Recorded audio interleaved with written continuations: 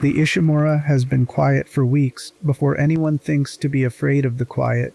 Deep in one of its lower decks, a screen nobody switched off keeps glowing in the dark, playing the same short message on a loop. A woman's recorded voice thinning into static as it reaches the end and starts again. There is no one left in that corridor to hear it. The bodies that used to work there have either stopped moving entirely or changed into something that no longer needs a corridor at all. And here is the detail worth holding on to before this story properly begins. For most of the people who died on that ship, the very last thing they felt was not terror. It was relief. That is the uncomfortable idea this whole video is going to sit inside of. We tend to talk about the Necromorph outbreak the way we talk about any monster story, as a thing that hunts people and tears them apart, and all of that is true and none of it is wrong. Underneath the violence, though, there is a stranger machine running, and that machine does not lead with its teeth. It leads with a gift. It offers the exhausted a way to finally sleep.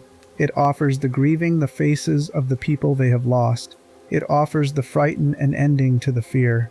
By the time the teeth come out, the person they are aimed at has very often already said yes to something, without ever understanding what they agreed to. So the question I want to walk through with you tonight is a simple one to ask and a genuinely difficult one to answer. Is the infection a cruelty dressed up as a kindness? Or is there some corner of it, some small and terrible corner, where it really is doing exactly what it claims to do and giving these people the mercy they were begging for?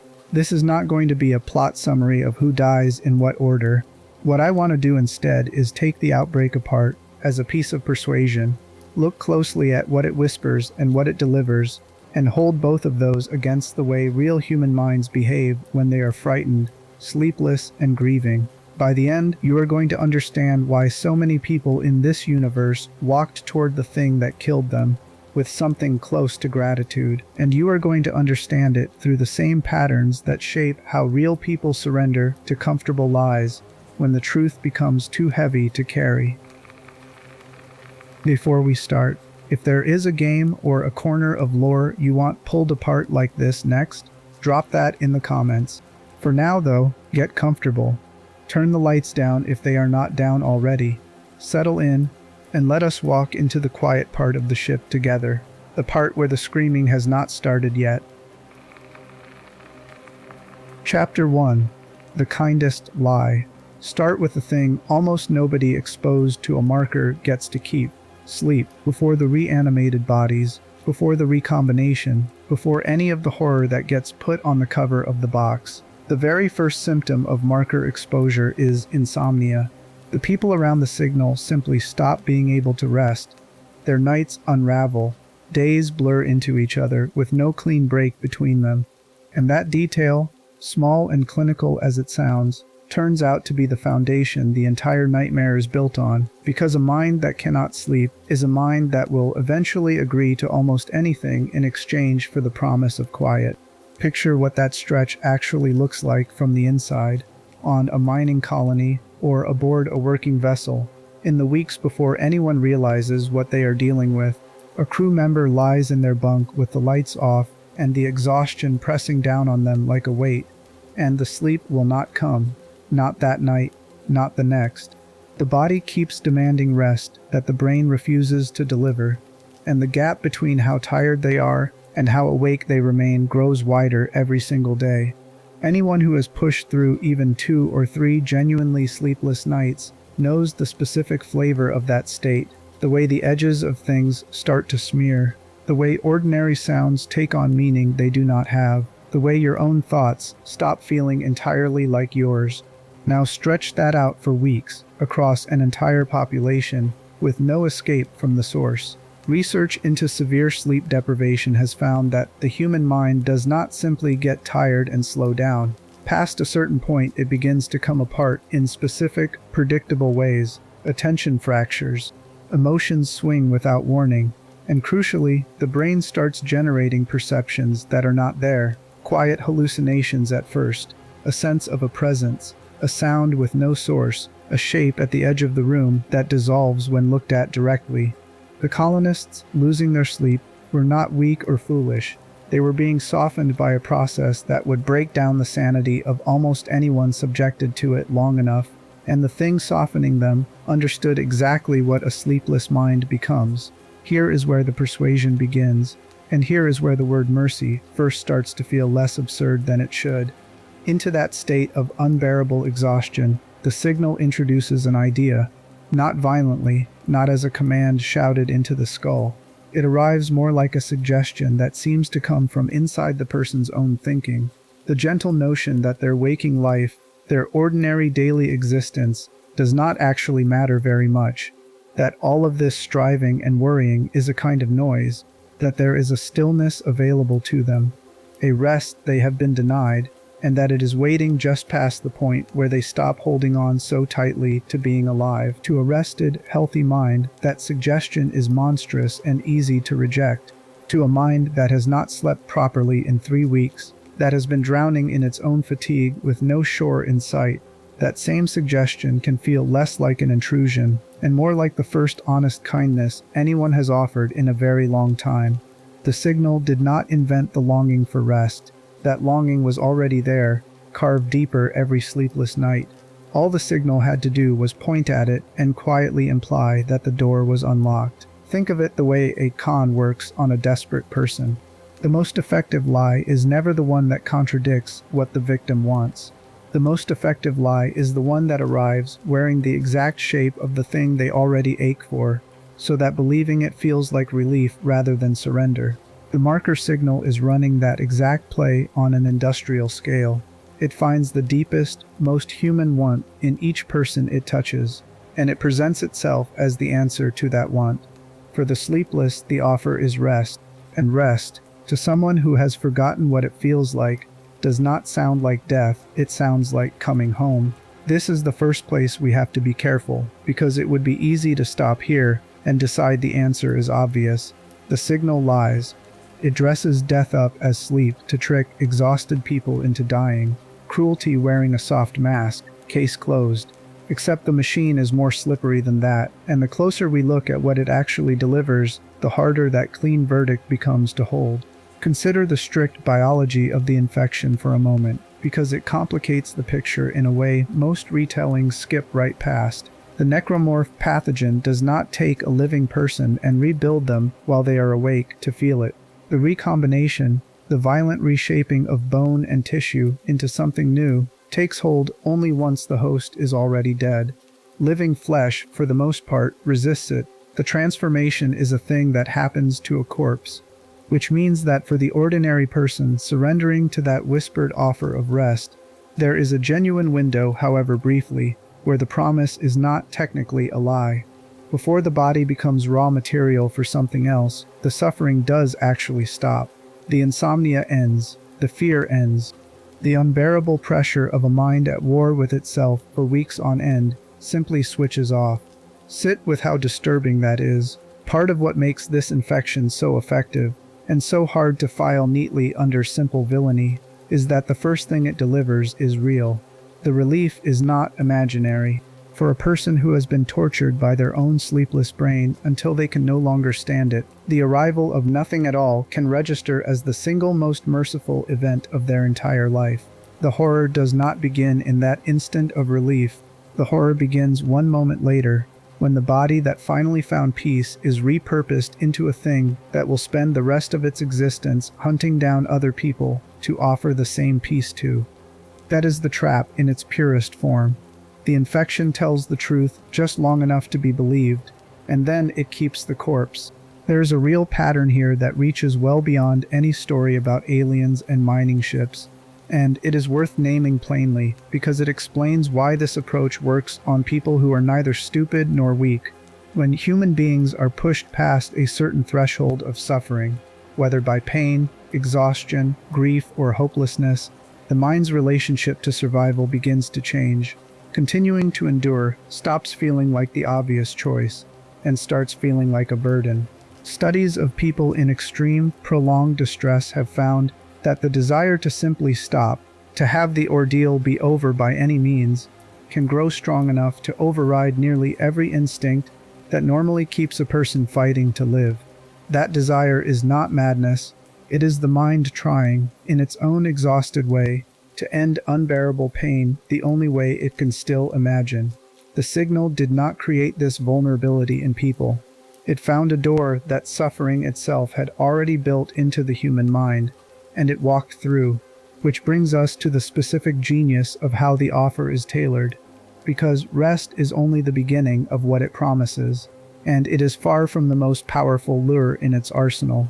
Rest works on the exhausted, for the ones carrying something heavier than exhaustion, for the ones who have lost someone. The signal reaches for a different and far crueler tool. It does not just offer them peace, it offers them the person they have been grieving. It offers to give the dead back. And to understand why that particular offer is nearly impossible for a grieving mind to refuse, we have to look at who it wore first, and the woman whose face became the most effective weapon this entire nightmare ever produced.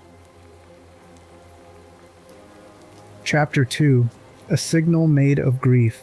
The thing that guides Isaac Clarke through the worst days of his life looks exactly like the woman he loves.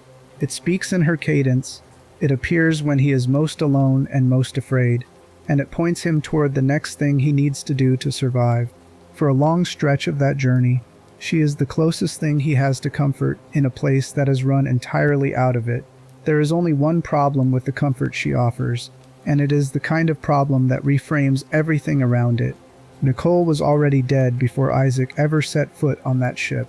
Let us be precise about what that means, because it is the hinge the whole chapter turns on. The Nicole who walks Isaac through the Ishimura is not a survivor he is rescuing. She is not a recording, not a ghost in any traditional sense, not a coincidence. She is a construction.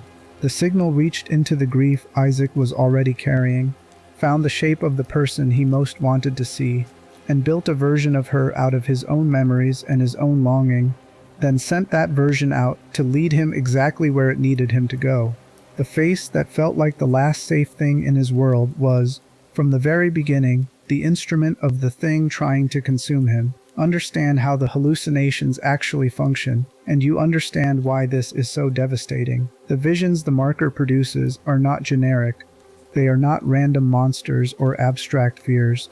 They are assembled from the contents of the specific mind experiencing them, drawn from that person's own feelings and memories, which means the apparition that comes for you is stitched together out of everything you have loved and lost. The signal supplies the intent. Your own grief supplies the face. You are, in the most literal way possible, haunted by yourself, by the exact absence you have been trying hardest not to look at. There is nothing supernatural required to understand why this works, because the human mind already does a quieter version of this on its own. Research into grief has found that a large share of people who lose someone close will, at some point in their mourning, genuinely perceive that person again. They hear their voice in another room, they catch a glimpse of them in a crowd, in the specific way they used to stand. They feel, with complete conviction, that the lost person is present, sometimes for a fleeting second, and sometimes sitting right beside them. These experiences are common. They are not a sign of a broken mind, and for many people they are actually comforting, a way the grieving brain keeps the connection alive a little while longer while it slowly learns to live with the loss. The mind does not want to let go of the people it loves, so it doesn't, not all at once. It keeps a version of them running quietly in the background for as long as it can. Now imagine something reaching into that tender, entirely natural mechanism and taking control of it. That is precisely what the signal does. It hijacks the exact process the grieving mind uses to soothe itself, the gentle conjuring of the beloved dead, and it turns that comfort into a leash. The very instinct that was supposed to help a person survive their loss becomes the thing that walks them to their own end. Isaac follows Nicole because following the people we love towards safety is one of the deepest patterns a human being has. The signal counted on that. It has been counting on it in every mind it has ever touched. This is where the mercy question gets genuinely tangled, and I want to slow down here because it is easy to rush past. From the outside, cold and clear, what the signal does to Isaac is a violation. It weaponizes his dead partner against him. It uses the worst wound he carries as the handle to steer him, filed under cruelty, no argument. And yet, look at it from inside his exhaustion, inside his grief, inside the specific hell of walking alone through a ship full of the reanimated dead, and something more complicated appears. For long stretches of that ordeal, the false Nicole is the only thing keeping him functional. She gives him a reason to move forward. She gives him the feeling, however manufactured, that he is not entirely alone in the dark. The lie is monstrous in its purpose, and, moment to moment, it is also the thing holding a shattered man together. The infection understood something about grief that we do not always admit to ourselves. A grieving person does not primarily want the truth. A grieving person wants the one they lost. Offer them accuracy. Offer them the hard, clean fact of the death, and you offer them more pain. Offer them the beloved face again, warm and present and speaking, and you offer them the one thing their entire being has been screaming for since the loss. Most people, in the depth of that wanting, will choose the face, not because they are weak, because the alternative is a kind of pain the mind is built to flee. We can watch this same mechanism play out in someone other than Isaac, in a way that strips off any remaining doubt about how deliberately it targets love specifically. There is a soldier in this universe, a man who has already lost his family, whose wife and young son are gone before his part of the story even begins. When the signal comes for him, it does not send him abstract terrors. It builds him a version of his own home, fills it with the furniture of his real life, and places his dead child somewhere inside it, calling out for him, asking where his father is, asking when he is coming home. The man chases that voice through the impossible geometry of the vision, desperate, because what else does a grieving parent do when they hear their lost child calling? And then the thing wearing his family's shape drops the disguise and tells him plainly what it wants. It wants him. It wants his life added to the others so that its family, its terrible growing family of the dead, can be made complete. Look at the precision of that cruelty. The signal did not simply frighten him. It found the single most powerful pull a human being can feel, the pull of a parent toward a child in distress, and it aimed that pull at its own hungry center. It offered him the reunion he would have given anything for, and the price of the reunion was everything. What makes it land so hard is that the offer is not entirely hollow, in the way the whole infection is not entirely hollow. He would, in some grotesque sense, be joining them. The bodies of the lost are still out there, still part of the mass the signal is gathering. Reunion of a kind is genuinely on the table. It is simply a reunion in which nothing that made those relationships matter survives the joining. That is the thread I want you to keep hold of as we go deeper, because it is going to keep resurfacing in worse and worse forms. The infection is at its most persuasive precisely when it is telling a version of the truth. It really can end your sleeplessness. It really can show you the dead. It really can, in its own annihilating way, bring you back together with the people you have lost. Every single one of those promises has a real thing hiding inside the lie, and that sliver of reality is what makes the whole offer so difficult to refuse, and so difficult, honestly, to condemn as pure malice. A pure lie is easy to reject once you see it. A lie built around a grain of something true is the kind that gets its hooks all the way in. There is a quieter observation buried in here that deserves its own moment because it changes how we read every hallucination in this story. The signal cannot invent your ghosts. It can only use the ones you already have. It has no power to show a person a face they have never grieved, no ability to manufacture a loss the victim does not carry. Everything it uses against you, it has to first find inside you, which means, in a strange and awful way, that the horror walking toward each of these people is a mirror. It is made of exactly what they loved, and exactly what they could not let go of.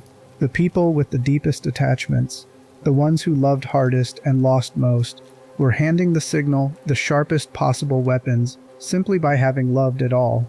Their tenderness was the raw material. Their grief was the blueprint.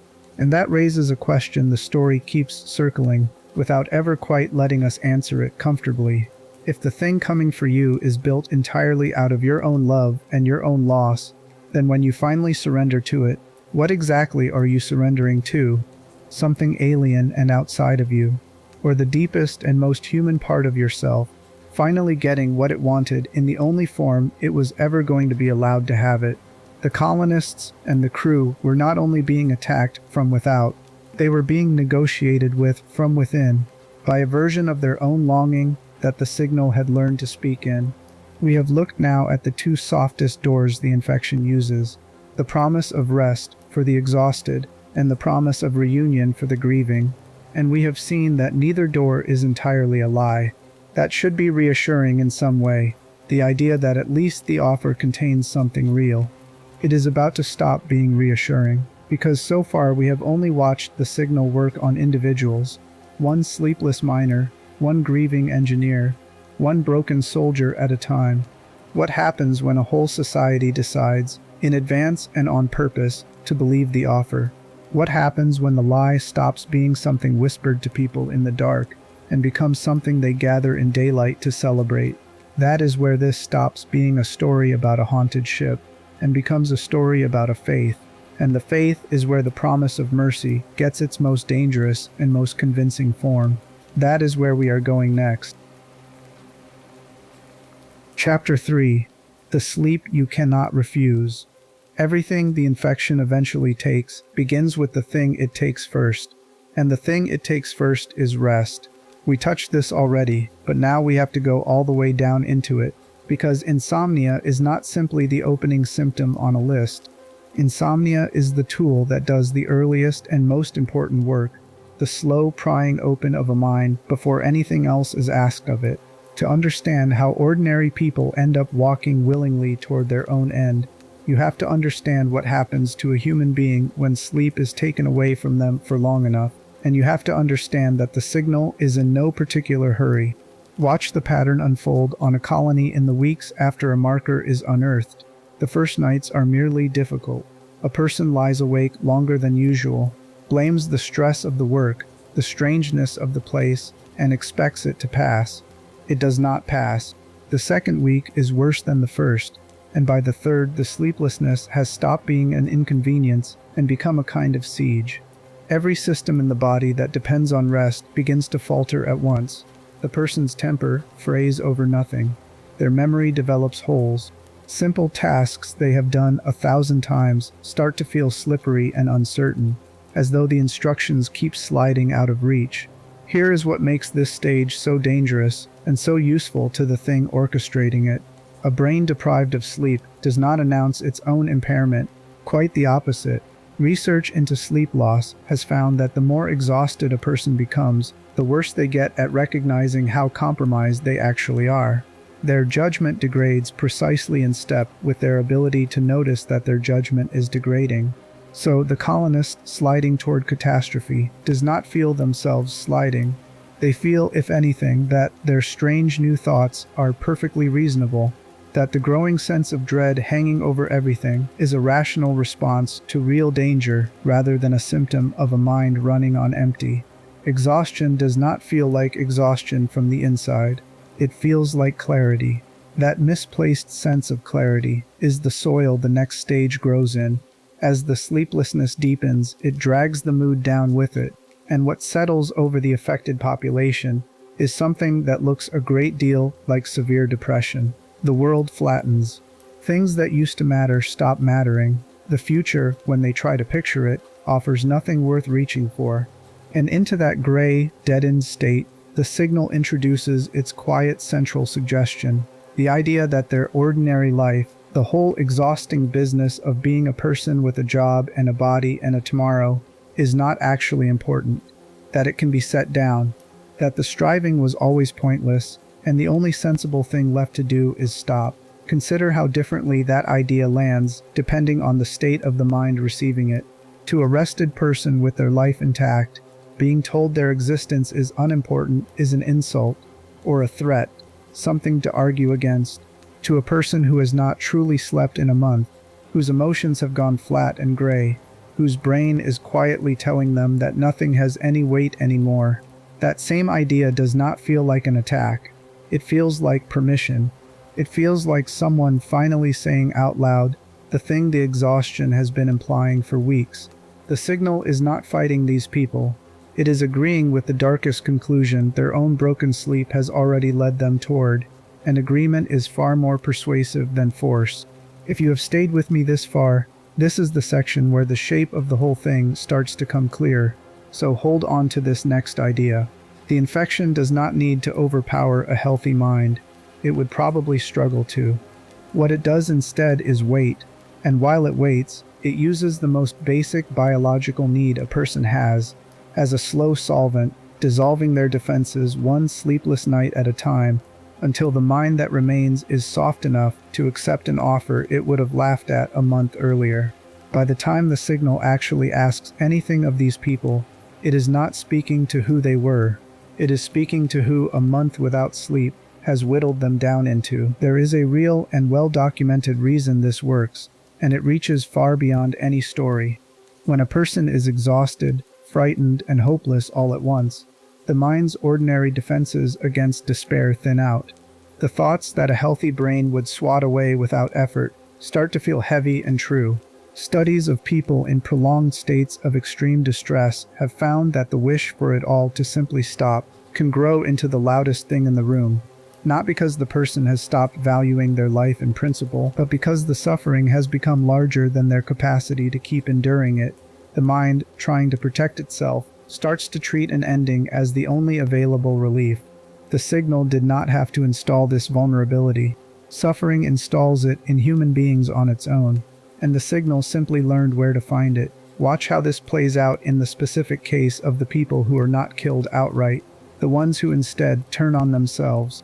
Across the outbreaks in this universe, a recurring and terrible pattern appears in which the affected do not wait to be hunted. They end their own lives, and in doing so they hand their bodies over to the very thing that drove them to it. From a distance, this looks like pure tragedy and nothing more, and it is a tragedy, but there is a colder logic underneath it that the signal is exploiting with precision. Every person who takes their own life under that influence becomes fresh material for the infection. The despair is not a side effect. The despair is a harvesting method. The signal drives the mind toward its own ending because a body that dies quietly in a locked room is a body that can be reshaped without anyone having to fight for it. Sit for a moment with how efficient that is, and how much it complicates any simple reading of the infection as an external monster. A monster that has to chase and overpower its prey is limited by how fast it can run and how hard its victims can resist. The signal removed that limitation entirely. It turned the prey into a willing participant in its own capture. It convinced the exhausted to stop protecting themselves, and it did this not by breaking into their minds and seizing control by force, but by patiently deepening a suffering that was already there until surrender started to look like the merciful choice. This is a predator that hunts by making the prey want to be caught, which forces the uncomfortable version of our central question into the open. If a person has been so thoroughly worn down that continued existence has become nothing but pain, and something arrives offering to end that pain, is the offer cruel, or is the cruelty entirely in what comes after, in the theft of the body once the suffering has stopped? Because in the narrow window between the end of the pain and the beginning of the recombination, the person genuinely does get what they were promised. The siege of sleeplessness lifts. The gray deadness ends. For one instant, the mercy is real, and then the thing that offered it collects on a debt the person never understood they were signing. There is a way to see the whole first stage of the infection, then as a kind of grim inversion of care. A doctor easing the suffering of someone in unbearable pain acts out of love and stops when the suffering stops. The signal performs the outer motions of that same easing, walks a suffering person toward the end of their pain with something that can look almost gentle, and then keeps going, past the point any real mercy would stop, into a use of the body that has nothing to do with the person at all. The comfort is genuine right up until the moment it becomes a harvest. That is what makes it so hard to name. It borrows the exact shape of kindness and hollows it out from the inside. Notice too how the exhaustion sets up everything that follows. A rested, clear mind might resist the hallucinations, might question the voice of a dead loved one, might hold on to enough of itself to say no, A mind ground down by a month of sleeplessness has no such reserves. By the time the signal sends the faces of the dead walking toward these people, the ground has already been prepared. They are too tired to disbelieve, too worn down to fight, too far into their own despair to reject an offer that promises to make it stop. The sleeplessness was never the whole attack. It was the softening before the real offer, the removal of every defense a person might have used to protect themselves from what came next. And what comes next, for a certain kind of person, is not delivered by the signal at all. It is delivered by other people, gathered together, who have taken this whole terrible process and built a religion around it. Because everything we have watched the signal do to individuals in the dark, quietly, one exhausted mind at a time, there exists an entire faith devoted to doing on purpose, in the open, as a celebration. They did not need to be worn down for weeks to accept the offer. They accepted it long before any marker ever touched them, and they taught their children to accept it too. To understand how the promise of mercy reaches its most dangerous form, we have to leave the sleepless colonists behind and look at the people who were waiting for this with open arms. Chapter 4. What they were promised. The most frightening believers in this entire story are not frightening because they are cruel. They are frightening because they are at peace. While everyone around them is unraveling into terror and exhaustion, a certain kind of person meets the outbreak with something that looks disturbingly like joy. And to understand why, you have to understand the faith they belong to and the specific promise it was built to make. That faith is Unitology, and its central offer is the same offer the signal whispers to the sleepless and the grieving, except organized, formalized, and rehearsed across a lifetime until it no longer needs to be whispered at all. Begin with the promise itself, because everything about these people flows from it. Unitology teaches that death is not an ending. It teaches that the dead are not lost, but waiting, and that at a coming event the faithful call convergence. All of the dead will rise together and be made whole, united into something greater and unbroken and eternal. The living and the dead reunited, the self preserved. The unbearable separation of loss, undone forever. Followers are taught to keep the bodies of the dead intact and cared for, so that when the great reunion comes, those bodies will be ready to take their place in it. To a Unitologist, a corpse is not a tragedy to be mourned. A corpse is a passenger waiting for a departure that has not yet arrived. Understand what that belief does to grief, because this is the heart of why the faith is so seductive and so dangerous at once. Grief, for most people, is the agony of permanence. The person is gone, and no amount of wanting brings them back, and the whole long work of mourning is the slow, brutal process of learning to live inside that permanence. Unitology walks up to a grieving person and offers to lift that permanence entirely off their shoulders. Your loss is not real, it tells them. The separation is temporary. The one you are mourning is not gone forever, but merely early. And one day, at convergence, you will hold them again. To someone drowning in loss, that is not a doctrine. That is a hand reaching down into the water. This is why the faithful are encouraged to greet death with celebration rather than sorrow. When a believer dies, it is not framed as a catastrophe to be wept over, but as a step taken slightly ahead of the others, a passage into the waiting that will end in reunion. Picture the strangeness of that from the outside. A death met not with mourning, but with something closer to congratulation. The community treating a loss the way the rest of us might treat a long journey begun. It is easy to look at that and see only delusion.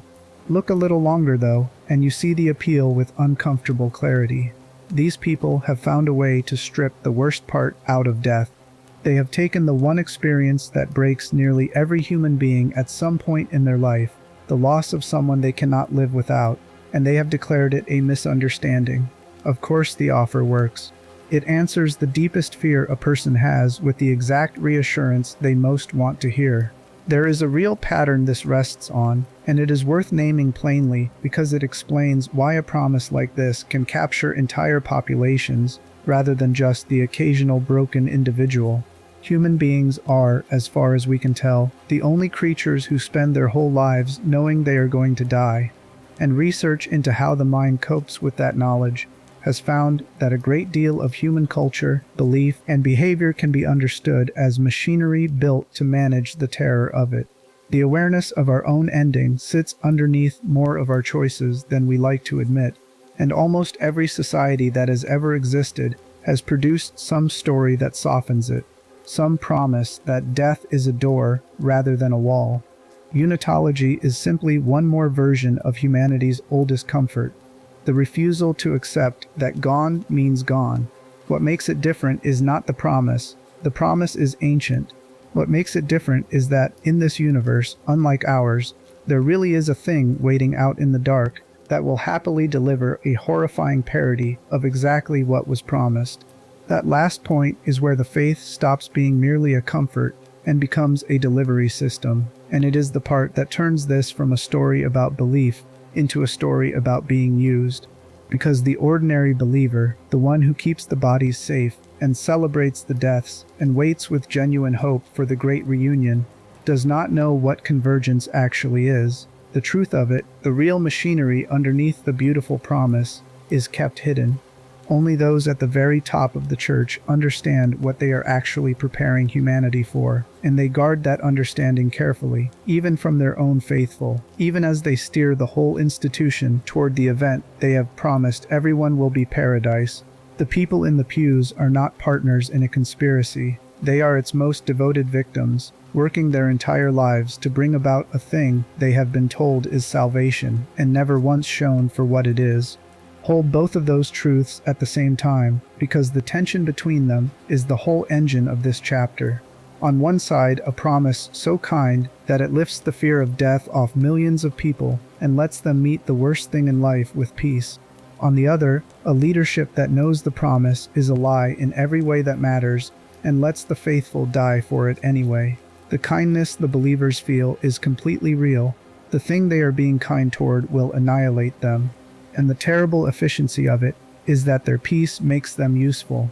A frightened population resists. A population that has been taught to welcome death walks toward the harvest smiling, having been told the harvest is home. We can measure the power of that conditioning against the very thing the signal has to work so hard to achieve in everyone else. Remember what the infection has to do to an ordinary, unprepared person. It has to besiege them for weeks, grind down their sleep, flatten their mood, wear away every defense until surrender starts to feel like relief. All of that labor, all of that slow dissolving of a mind, is aimed at producing a state the Unitologist already arrived in on their own, willingly, years before any marker came near them. The faith does the signal's softening work for it, in advance, for free, and it does that work not through torture, but through comfort. Where the signal breaks people down into acceptance, the church simply raises them into it. The destination is identical, only the road is gentler. This is the point where it would be tempting to draw the neat conclusion. The believers are fools, comforted into their own destruction by a promise their leaders know to be poison, and their peace is nothing more than the calm of an animal that does not understand the building it is standing in. That reading is available, and it is not entirely wrong, but it explains only the people who believed. It does not explain the far stranger thing sitting at the center of this whole story, the thing that should be impossible if comfort and delusion were the entire answer. Because the offer does not only work on the faithful, it does not only catch the ones who were raised to want it, or the ones worn down by weeks of engineered despair. It reaches people who believe none of it, people who see exactly what the infection is and exactly what it does, people standing in rooms full of the reanimated dead with no illusions left about what awaits them. Even some of them feel the pull. Even some of them, at the worst moment, find a part of themselves quietly agreeing that this ending might be preferable to the alternative. That is the part no theory of comfort or delusion can account for, and it is the part that makes the mercy question genuinely difficult instead of merely tragic. The faith explains why so many wanted it. It does not explain why the wanting reaches people who know better. The answer to that is buried deeper than belief, down in the body itself, in what the infection actually does to a corpse, and in the question of whether anyone is left inside that corpse to be spared or to suffer. And that answer is a great deal more uncomfortable than anything the church ever preached. Chapter 5. The Body That Feels Nothing. To ask whether the infection is merciful, we eventually have to ask a question the story is very careful never to answer cleanly. When a person becomes a necromorph, is anyone still inside? Is there a self, buried somewhere in that reshaped body, aware of what it has become, and screaming behind eyes that no longer answer to it? Or has the person simply ended, cleanly and completely, at the moment of death, leaving behind only meat that has been put to a terrible new use? The whole weight of the mercy question rests on which of those is true, and the honest answer is that we are never fully told. Start with what we do know, because the biology is more specific than most people realize. The transformation into a necromorph does not begin while a person is alive and conscious. It begins after death. The recombination, the violent reshaping of the corpse into something that hunts, takes hold once the host has already stopped being a living person. Living tissue mostly resists the process. What the infection works on is a body that has already crossed over into death, and only then does it begin snapping bone and rebuilding flesh into its new configuration. The person the body used to belong to is, by every ordinary measure we have, already gone before the reshaping starts. Consider what that timeline does to the mercy question, because at first glance it seems to settle it in the gentlest possible direction. If the person is truly dead before the transformation begins, then the thing that gets up and walks and kills is not them. It never suffers as them, because they are no longer there to suffer. Whatever agony we imagine when we picture a human mind trapped inside a monster's body would, under this reading, be imaginary. There would be no one home. The body would be a puppet, and puppets do not grieve their own strings. Read this way: death is a clean exit, and everything that happens to the corpse afterward happens to no one at all. Hold on to that, because it is genuinely the most comforting interpretation available. And then watch how the story keeps quietly undermining it. The reshaped bodies are not random. They move with purpose, they coordinate, they hunt with a horrible efficiency, working together, flanking, using the vents and the dark, behaving less like scattered corpses jerking on invisible wires, and more like a single organism spread across many limbs. That coordination comes from somewhere.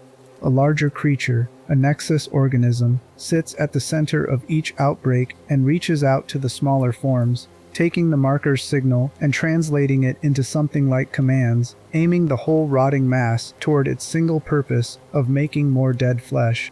The individual body does not decide anything. Its drive is poured into it from the outside, an imposed hunger that belongs to the signal and the thing amplifying it, not to whoever used to live in that skin. This matters enormously for our question, and it cuts in a direction that should be reassuring but somehow is not. The necromorph does not want to kill you. Wanting requires a self, and there is no evidence the individual creature has one. It kills because the signal running through it points it at the living, and says gather more, the same way a current runs through a wire, without the wire having any opinion about it.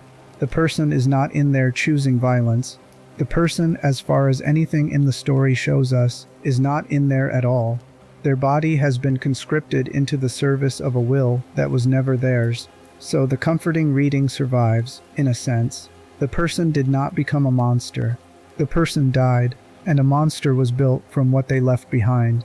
Except the story keeps leaving a small, terrible door open, and it refuses to close it, because we are never actually shown, definitively, that nothing of the original person remains. We are shown bodies that move with borrowed purpose. We are shown a controlling intelligence that aims them. What we are never shown is the inside.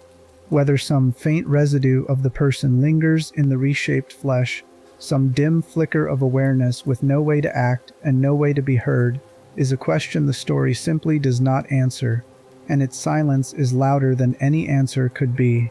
There is a real reason this ambiguity is so hard to sit with, and it reaches into one of the oldest problems human beings have ever faced. We do not actually know, with certainty, where a person goes when the body that carried them stops working properly, but does not fully stop. Modern medicine has spent a great deal of effort on exactly this uncertainty. on patients whose bodies continue while the person seems absent, on the terrible gray zone between a functioning human being and a functioning body with no one clearly behind the eyes. Research into consciousness has found that the sense of being someone, of there being a you at all, depends on an enormous amount of the brain working together in a specific, integrated way. When that integration breaks down badly enough, the evidence suggests the person genuinely ends, even if the body keeps breathing, keeps moving, keeps doing things that from the outside can look unnervingly like life. The lights can be on in the building long after the tenant has gone. That real uncertainty is exactly the wound the story presses on. The Necromorph is the horror story version of the question every family faces at a hospital bedside when a body persists and the person seems to have left it. Is that still them? Are they in there? Can they feel this? And just as in the real version, the story offers no clean way to know. The body is doing things. Whether anyone is experiencing those things from the inside is precisely what cannot be seen. The infection takes the most agonizing ambiguity in human medicine and multiplies it across an entire ship full of the walking dead. Here is where the mercy question turns genuinely double-edged. And I want to lay both edges out plainly because the story lives in the tension between them. If no one is left inside, then the infection is, in a strange way, merciful to the dead. It cannot torture a person who no longer exists. Whatever indignity is done to the corpse is done to no one, because the one it belonged to already found their exit at the clean moment of death. Under this reading, the only real victims of the infection are the living, the ones still breathing who have to watch and fight and grieve. The dead themselves are beyond its reach. It got their bodies and nothing more, because there was nothing more left to get. If, on the other hand, some fragment of the person does remain, some trapped and silent awareness riding along inside a body it can no longer command, then the infection is a cruelty almost beyond imagining. It would mean the person did not escape at death. It would mean they were carried, conscious and helpless, into a use of their own flesh they could never consent to and never stop, forced to be present for the hunting of the people they might once have loved. That version is a hell with no exit, and the fact that the story will not rule it out means we can never quite stop imagining it. Watch how the same ambiguity haunts the people who are still alive and fighting, because it shapes what they are even able to do. When a survivor faces a necromorph that used to be a friend, a crewmate, a partner, they cannot know which of these two truths they are acting on. They cannot know if they are laying an empty body to rest, or if they are, in some unbearable sense, the only person who can finally free someone still trapped inside it. Every act of survival becomes an act of faith about a question no one can answer. They have to treat the thing in front of them as gone, because the alternative is unthinkable and would paralyze them. Whether they are right to is something the story never lets them find out. If you are still with me here, in the quiet middle of all this, sit with how strange the comfort on offer actually is. The best case the infection allows, the most merciful reading available, is that death is a clean and total ending, that when these people died they simply and completely stopped, and that nothing of them was carried forward into the horror. Notice what that means. The kindest thing the story can offer these characters is not survival, it is oblivion. The gentlest fate available to a person touched by this infection is to be truly, fully, permanently gone before the reshaping begins, so that whatever walks afterward walks without them. In a story obsessed with a religion promising eternal life and reunion, the actual mercy, if there is one, turns out to be the opposite. The mercy is that you end, and that ending is real, and that the thing wearing your body afterward is not you and cannot drag you back. That is a bleak kind of comfort, and it sets up the deepest problem in this whole story. Because if the real mercy is a clean and total ending, then everything Unitology promises is a lie in the cruelest possible direction. The faith swears the dead are not gone. Our fragile comfort here depends on the dead being completely gone. The believer's paradise and the survivor's only mercy are direct opposites, and both cannot be true. One of them is a comfort, the other is a lure, and the story maddeningly refuses to tell us for certain which is which. There was a man who looked at all of this ambiguity, at the reshaped bodies and the borrowed hunger and the terrible open question of what remains, and reached a conclusion the rest of us recoil from. He looked at the infection and did not see horror at all. He saw salvation. He saw a gift. And he was not raised in the faith, not worn down by weeks of sleeplessness, not tricked by a hallucination of someone he loved. He was a doctor, a man of science, who studied the thing up close and chose it with his eyes open. To understand how anyone could look at this and call it good, we have to look at him. Chapter 6. The Doctor Who called it salvation. Most people who fall to the marker are pulled under. They are worn down, deceived, steered toward the dark by a signal working on their exhaustion and their grief. Dr. Chalice Mercer was different, and his difference is the most disturbing thing about him. Mercer was not dragged into belief. He walked into it upright, studied the infection with the cold attention of a trained scientist, understood a great deal about what it actually was, and decided, freely, that it was the most beautiful thing he had ever encountered. He did not worship the marker in spite of understanding it. He worshipped it because of what he understood. Meet him in the state Isaac finds him in, deep in the medical bay of a ship that has already become a slaughterhouse. While everyone around him has either died or fled or lost their minds to terror, Mercer is calm. He is composed. He speaks through the glass with the unhurried tone of a man conducting a tour, entirely at peace in a place that has broken everyone else who entered it. He is not hiding from the necromorphs. He is not fighting them. He moves through the outbreak as though he were a guest at an event he had long been looking forward to, and in a sense, that is exactly what he is. Understand the specific shape of his belief, because it is not simple madness and it does not reduce to simple villainy. Mercer had come to see the necromorphs as the next step for life itself, a form of existence beyond the fragile, dying human one, deathless and unified and eternal. Where everyone else saw reanimated corpses, he saw immortality made flesh. Where everyone else saw the end of a person, he saw a person freed from the weakness of being a person at all. To Mercer, the infection was not a disease, it was an ascension, and the fact that it required death first was not an objection to him. It was simply the price of the doorway, and he considered the price more than fair. This is where he becomes genuinely frightening, because his devotion did not stay in his own head. It expressed itself in what he was willing to do to other people. Mercer took a suffering man, someone already in the grip of the marker's influence, already coming apart, and rather than treating him as a patient in need of help, he treated him as raw material for an experiment. He wanted to see what the infection could make of a living subject. He wanted to help it along. What his experimentation produced was a new and more terrible kind of necromorph, a regenerating horror built from a man who had needed care and received a scalpel instead. Mercer looked at a person in crisis and saw an opportunity to serve his God, and the person's suffering did not register to him as suffering. It registered as material. Slow down on that transformation in Mercer's own mind, because it is the real horror of the chapter, and it has nothing supernatural in it. A living human being in agony became, in Mercer's perception, a resource, not a man, a step in a process.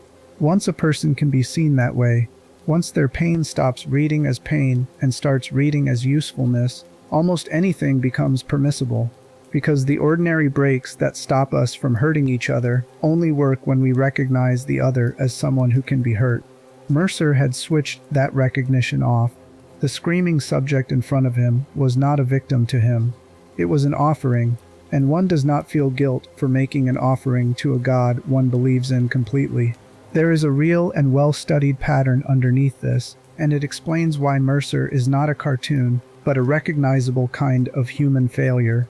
Research into how ordinary people come to commit terrible acts has found that they very rarely experience themselves as monsters while doing it. Instead, their minds perform a set of quiet adjustments that let the cruelty feel acceptable, even righteous. One of those adjustments is relabeling. The harmful act gets renamed into something that sounds noble, so that torture becomes research, a victim becomes a subject, and a killing becomes a step towards salvation. Another is the handing off of responsibility to something larger than oneself, a cause, an institution, a higher power, so that the person can tell themselves they are merely serving, merely following, merely doing what the greater thing requires. A third is the slow draining of humanity out of the victim, until they stop being a someone and become a something, a specimen, a resource, a means. Mercer ran all three at once, and the fuel for all three was faith.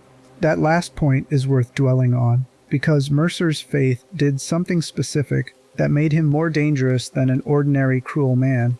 A person who hurts others for selfish reasons still knows at some level that they are doing wrong, and that knowledge can sometimes stop them.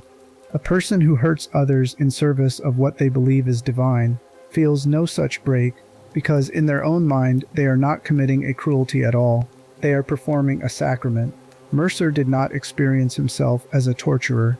He experienced himself as a faithful servant, helping suffering humans cross into something better, and a man who believes that rarely pauses to ask whether his God's methods are monstrous. The certainty that he was serving something holy is exactly what freed him to be so thoroughly unholy.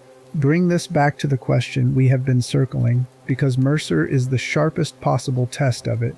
He is a character who looked directly at the infection, understood more of its nature than almost anyone alive, and concluded that it was mercy, real mercy, a gift being offered to a species too frightened and too small to accept it. If we want to argue that the infection is a cruelty disguised as kindness, Mercer is standing right there insisting the opposite, and he is not stupid and he is not ignorant. So we have to take his view seriously enough to say clearly why it is wrong, because simply calling him insane does not actually answer him. Here is the flaw at the center of Mercer's salvation, and it is the same flaw hiding inside everything the infection promises. Mercer believed the transformed existed in a higher, unified, deathless state, liberated from the weakness of individual human life. But nothing in what the infection actually produces supports that belief. The reshaped bodies do not exist in some elevated unity. They are driven, hollowed out, aimed at a single mindless purpose by a signal that does not care about them. If there is anyone left inside them, that someone is trapped and silent and powerless, which is the opposite of liberation. If there is no one left inside them, then there is no ascended being to speak of at all, only a corpse doing the bidding of a thing that used it. Either way, the paradise Mercer saw is not there. He was looking at a puppet and calling it a god, at a body emptied of its owner and calling it a soul set free. Notice that Mercer made exactly the same error as the grieving believer and the sleepless colonist, only from the other end. They surrendered to the offer out of pain and exhaustion and love. He embraced it out of study and conviction. All of them, though, saw in the infection a promise it does not keep. The colonist thought it offered rest. The believer thought it offered reunion. Mercer thought it offered transcendence. Each of them was shown a beautiful shape by a thing that only wanted their body, and each of them mistook the shape for the substance. Mercer's education did not protect him from this. In a way, it made him more vulnerable, because his intelligence let him build a far more elaborate and satisfying justification for wanting the thing that was going to consume him. This is the quiet warning buried in Mercer, and it is worth stating plainly because it applies well beyond any horror story. Understanding a lie is not the same as being immune to it. A clever person who wants something badly enough will use their cleverness to construct better reasons for wanting it, not to talk themselves out of it. Mercer's knowledge did not lead him toward the truth. It led him toward a more sophisticated version of the same seduction that caught everyone else, dressed up in the language of science and ascension so that it felt like insight rather than surrender. The smartest man on the ship was not the hardest to deceive. He was simply the one who deceived himself most thoroughly and felt most certain while doing it. So we can set Mercer's answer aside now, not because he was a fool, but because he wanted the beautiful reading so badly that he stopped checking whether it was real. The infection is not the mercy he thought it was. It offers no higher unity, no liberation, no gift. It offers a shape that looks like those things to a mind that longs for them, and Mercer longed for them more articulately than most. That still leaves the harder question standing, the one his self-deception was built to avoid. If the infection's paradise is empty, if there is no ascension and no reunion and no rest that lasts, then what exactly is it doing when it reaches into the grieving and shows them the faces of their dead? We have talked about that weapon from a distance. Now we have to walk all the way into it, into the single cruelest thing the infection does, the way it takes the love a person has for someone they lost and turns that love into the leash that leads them to their end. Chapter 7. The Faces of the Dead. Of all the tools the infection uses, one stands so far above the others in cruelty that it deserves a chapter of its own. The signal does not only offer rest to the tired or transcendence to the curious. Its sharpest instrument, the one that works on the strongest minds and the most skeptical hearts, is love. Specifically, the love a person still carries for someone they have lost. The infection reaches into that love, wears the face attached to it, and uses the most tender thing a human being is capable of feeling as the rope that pulls them into the dark. We saw the outline of this with the false Nicole leading Isaac through the sprawl. Now watch it worked in its purest and most deliberate form, on a man built almost entirely out of grief, before the signal ever touched him. John Carver was a soldier who had already lost everything that mattered to him. His wife and his young son were gone, taken in a fire while he was away doing his duty. And he carried that loss the way certain people carry the worst thing that ever happened to them, as a wound that never closes and a guilt that never quiets. When the marker's influence came for him, it did not need to invent a fear. It only had to find the wound that was already there, and it found it immediately. Picture what the signal does to him, because the precision of it is almost unbearable to describe. It does not show him monsters. It builds him a version of his own home, the rooms of his real life, furnished with the ordinary objects a family lives among. And into that achingly familiar space, it places his dead child, alive again, calling out to him. The boy's voice reaches him through the vision, asking where his father is, asking when he is coming home, the exact words a living child says to a parent who has been away too long. Carver does what any parent who has lost a child and suddenly hears them calling would do. He runs toward the voice. He chases it through the shifting geometry of the hallucination, desperate to reach the one thing he would trade his soul to hold again. Understand what the signal is exploiting here, because it is not a weakness in Carver. It is the deepest strength a human being has turned against him. The pull of a parent toward a suffering child is one of the most powerful forces the mind produces. It overrides fear, it overrides self-preservation, it is the instinct that makes people run into fire, and it does not switch off when the child is dead. If anything, it grows sharper, because the mind that has lost a child spends years quietly listening for their voice, aching to hear it one more time. The signal knew exactly where to reach. It took the loudest, most human call Carver was capable of answering and placed it at the center of a trap. Then the vision does something that reveals its true nature, and this is the part that exposes the whole machine. Once it has him running, once his grief and hope are fully engaged, the disguise drops. The comforting shape of his family curdles into something else, and the voice that had been calling him home tells him plainly what it actually wants. His family is in pieces, it tells him. His life is the thing needed to make them whole again. Come and take your place with us. The reunion he was chasing reveals its price in that instant. To be with them, he must end. To make his family whole, he must be added to the mass, absorbed, gone. The love was real, the offer was real, in its horrible way. The catch is that the reunion it promises is one in which nothing that made his family, survives the joining. Slow down on the exact mechanism the signal is abusing, because there is a real and gentle version of it in every grieving mind, and understanding that makes the horror land harder. When someone we love dies, we do not simply delete them and move on. Research into grief has found that the mind keeps the lost person present in quiet, ongoing ways, holding on to the bond rather than severing it. The bereaved talk to the dead. They imagine what the lost one would say. They feel them near at significant moments, carry them into decisions, keep a version of them alive inside their own thinking for the rest of their lives. This is not a malfunction. It is one of the healthiest things the grieving mind does, a way of carrying love forward that lets a person survive a loss that would otherwise be unsurvivable. We do not get over the people we lose. We learn to carry them, and the carrying is an act of love. Now see what the signal does to that beautiful, ordinary mechanism. It finds the carried one, the version of the beloved that the grieving mind keeps alive out of love, and it seizes control of it. The internal presence that was supposed to comfort Carver, the piece of his son he keeps within himself, becomes a voice the signal can speak through. The very way he loves his dead child, the way he keeps the boy near, is turned into a door the enemy walks through. His grief did not make him weak.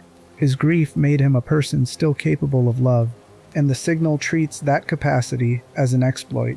The people who had let go of everyone, who loved no one and mourned no one, would give the signal nothing to work with. The people like Carver, who loved deeply and lost terribly, hand it a master key, simply by remaining human. This reframes the entire outbreak in a way I want you to sit with, because it changes who the infection's true targets are. We tend to imagine the signal preying on the weak, the frightened, the already broken. Look closely, and the opposite appears. The signal preys hardest on the loving. It needs a person to have someone worth being lured toward.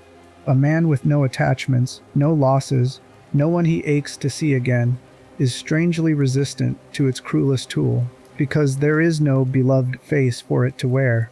The infection's most powerful weapon only works on people who have loved and lost, which is to say it works best on the people whose humanity is most intact. It is a predator that feeds on tenderness, and the more tenderness a person carries, the more thoroughly it can be used against them. If you have ever wondered why the strongest characters in this universe fall as hard as they do, this is the answer. Their strength was never the target, their love was. And love is not something a person can simply set down to protect themselves. Carver could not choose to stop loving his dead son in order to resist the vision. The love was not optional. It was woven into who he was, and the signal knew that the moment it found the shape of the boy inside him.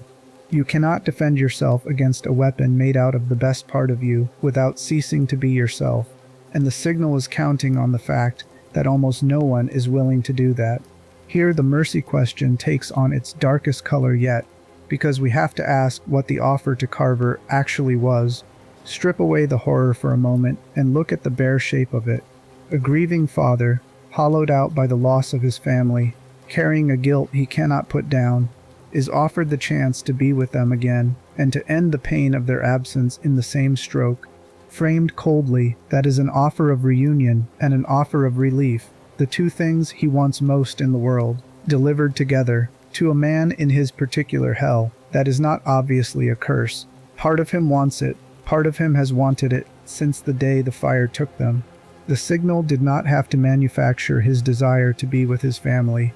It only had to promise it could be arranged. The reason we recoil, the reason we know the offer is a lie despite its terrible appeal, comes back to the thing we established in the last chapter. There is no reunion waiting. The mass that would absorb him is not his family preserved and reachable. It is biomass, driven and hollow, holding nothing of the people he loved beyond perhaps the shape of their remains. Joining it would not return him to his son. It would end him and add his flesh to a thing that has no more of his son in it than a graveyard does. The offer of reunion is the cruelest part of the whole trap, precisely because it is the most convincing and the most empty. It dangles the one thing grief makes a person unable to refuse, and behind the curtain there is nothing there to receive them. Carver, it should be said, does something almost no one else in this story manages. He recognizes the thing wearing his family's face as an imposter. He names it. He refuses the reunion even as it uses the voices of his wife and child, and he holds on to the brutal truth that the markers took them and that the thing in front of him is not them. That refusal costs him everything it is possible to feel, because to reject the vision he has, to reject the sight of his own dead child reaching for him, He has to choose the permanent, agonizing truth of his loss over the sweet and total lie of getting them back. Whatever else Carver is, that choice is one of the few genuinely heroic acts in a story mostly made of people surrendering. And it is heroic exactly because of how much it hurts. Not everyone finds that refusal in themselves, and we should not pretend it is easy or expect it of the broken. For most, the face of the beloved dead is simply too much. The signal offers them the one thing they cannot say no to, and they walk toward it. And who among us can honestly swear we would do otherwise if the voice calling us home belonged to the person we most wanted to hear? The infection wins most of its victories not by overpowering people, but by loving them in the exact voice they have been longing to hear again. And there is no defense against that voice that does not also require killing something precious inside yourself. We have spent this chapter on the people who loved too much to resist. Now we turn to the strangest figures in the whole story, the ones who reached the opposite conclusion, people who did not want reunion, did not want eternity, did not want to be made whole, people who, having seen what the promise really was, wanted only for it to be over, for there to be nothing waiting at all, for the nightmare to simply end and stay ended. And in their bleak, quiet wish for oblivion, they may have understood the true nature of mercy better than any believer ever did. Chapter 8. The Man Who Wanted Nothing. Everyone we have followed so far wanted something from death. The sleepless wanted rest. The grieving wanted reunion. The doctor wanted transcendence. The believers wanted to be made whole. Every one of them reached toward the infection, expecting it to give them a thing they longed for, and every one of them was met with a shape designed to look like that thing. But there is a rarer figure standing off to the side of all this longing, and this figure may be the most clear-eyed person in the entire story. This is the person who wanted nothing, not reunion, not eternity, not paradise, only an ending, real and final, with nothing on the other side of it. Only for the nightmare to stop and stay stopped. Consider the believer whose faith finally broke. Among the followers of the various offshoots and cults that grew around the markers, most held their faith to the end, walking toward convergence, certain it was salvation. A few did not. A few of them saw, at some point, what the promise actually led to, watched the beautiful doctrine curdle into slaughter, and lost their belief entirely. And here is the striking thing about what some of them wanted once the faith was gone. They did not swing toward a different hope. They did not go looking for another paradise to believe in. What they hoped for, at the end, was that there would be nothing after death at all, that the great promise of eternal unity was simply false, and that when they died they would just be gone, released, finished, with the whole horror finally over and no more of it waiting anywhere. Sit with how strange and how sane that wish is. A person raised to believe death was a doorway to reunion and eternal life, having seen where that doorway actually leads, comes to hope instead for pure oblivion, for nothingness, for the plain, ordinary ending that most religions spend their entire existence promising to save people from. To this person, the most comforting possible truth is that death is a wall and not a door, that it takes you nowhere, that it simply ends you and asks nothing more. In a universe where the promise of life after death turned out to be a trap, the wish to just stop existing becomes the healthiest wish a person can have. The nightmare of this world is a religion that would not let its followers rest. The escape from that nightmare is the possibility that rest, real and final rest, might be available after all. This inverts everything the story has been building, and it is worth being precise about why. Throughout, the infection has won by offering more life, more time, more reunion, more existence, extended past its natural end into something eternal. Its entire seduction runs on the promise that you do not have to stop, that the ending everyone fears can be avoided, that death is not really death. The person who wants nothing has seen through the whole machine, because they have understood that in this world the offer of more is the trap itself, the only thing the infection cannot give them. The one wish it has no answer for is the wish to genuinely end. It has no oblivion on offer. It only has more of itself, dressed up as whatever you long for. Someone who wants the door to lead nowhere has asked for the single thing the signal cannot provide. There is a real and profoundly human truth underneath this, and it is worth naming carefully and gently. When a person's suffering becomes great enough and lasts long enough, what they come to want is very often misunderstood, even by themselves. Research into people enduring severe, unrelenting pain has found that the wish that emerges is usually not a wish for death as such. It is a wish for the suffering to stop. Those are not the same thing, though they can look identical from the outside and can feel identical from the inside. The person in that state is not reaching toward some imagined reward waiting beyond the end. They are reaching away from a present that has become unbearable. What they want is not a destination. It is simply the cessation of the thing hurting them. An ending is merely the only exit they can still see. This distinction matters enormously for understanding the person who wants nothing, because it separates them cleanly from everyone else in the story. The believer walking toward convergence is reaching toward a reward, a paradise, a something. The person who wants oblivion is reaching away from a horror, and asks for no reward at all, only for the horror to be over. Their wish is quieter and, in a strange way, more honest, because it does not require believing any comforting lie. It requires only the hope that pain can truly end, which is the most basic hope a suffering creature has. They are not seduced by the promise of more. They have understood that more is the disease, and that the cure, if there is one, is simply less, all the way down to nothing. And this is where the person who wants nothing accidentally solves the riddle the whole story has been turning on.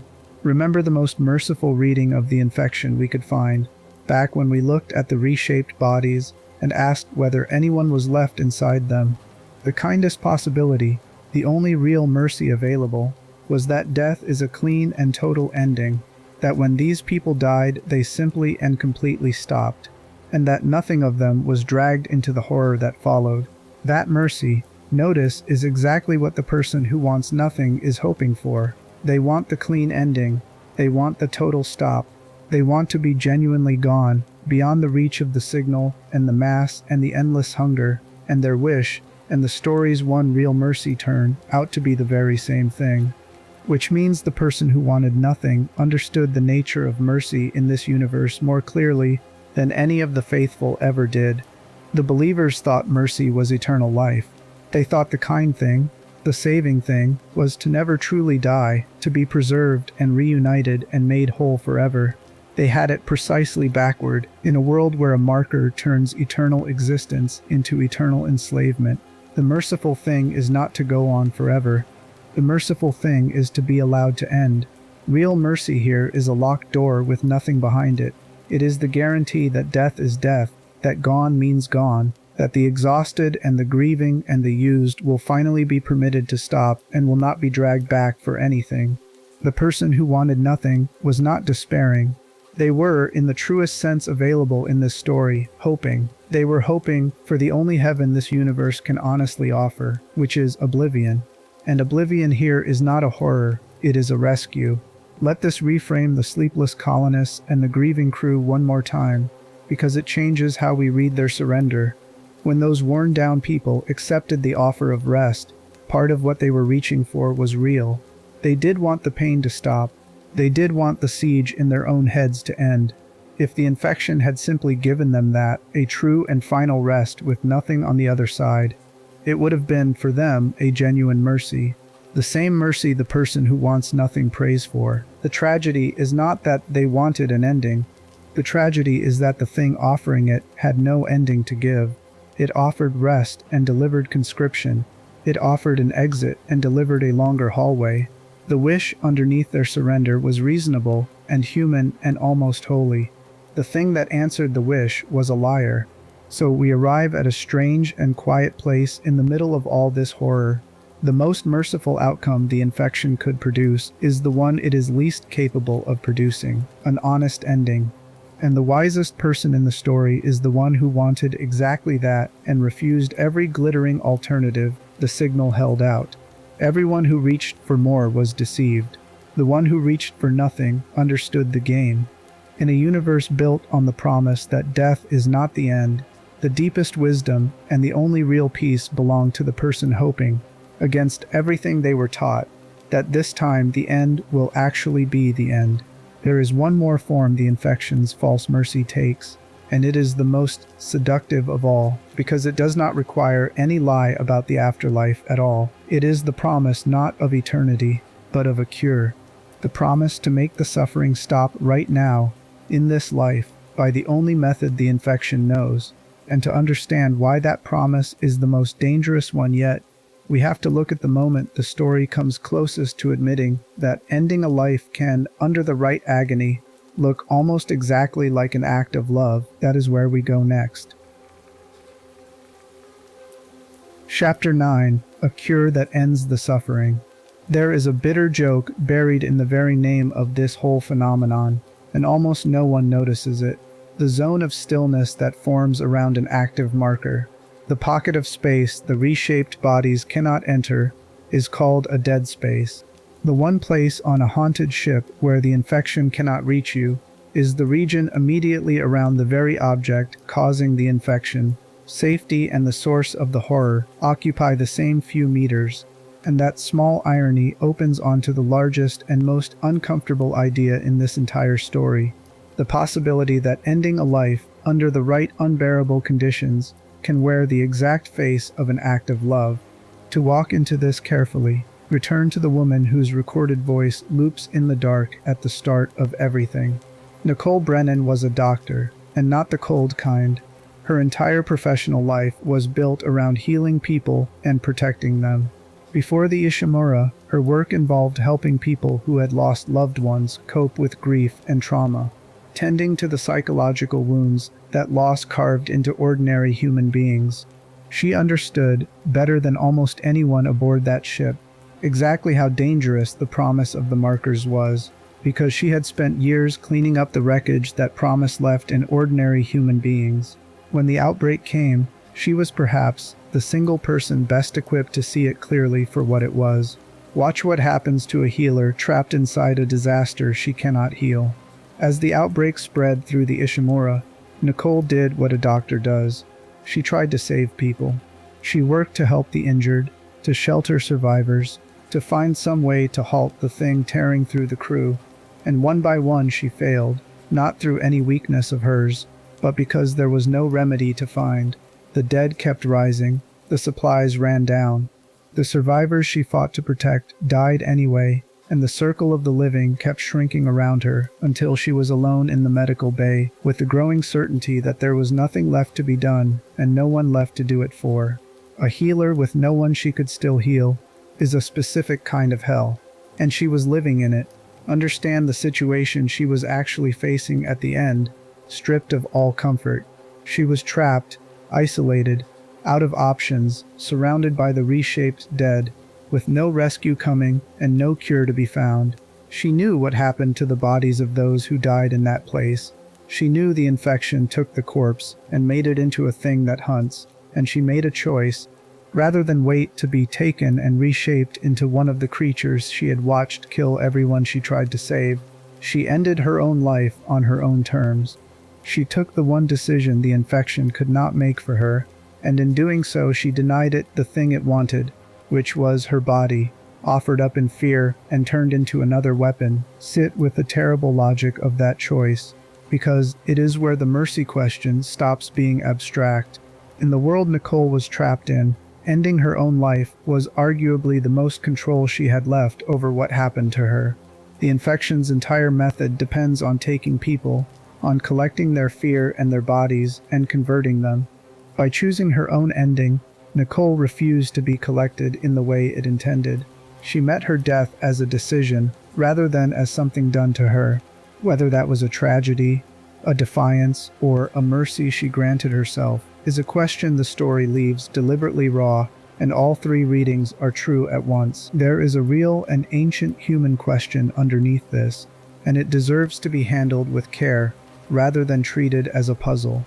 Across cultures and centuries, people have wrestled with what it means to face suffering that has no cure and no end. and whether there can be dignity or even kindness in choosing how such a thing concludes. This is sensitive ground, and if any of it touches something real in your own life, please know that the version worth reaching for is always the one where the suffering is treated rather than the person, and that help for pain almost always exists, even when it feels like it does not. Within the fiction, though, the story is asking a hard version of that question on purpose.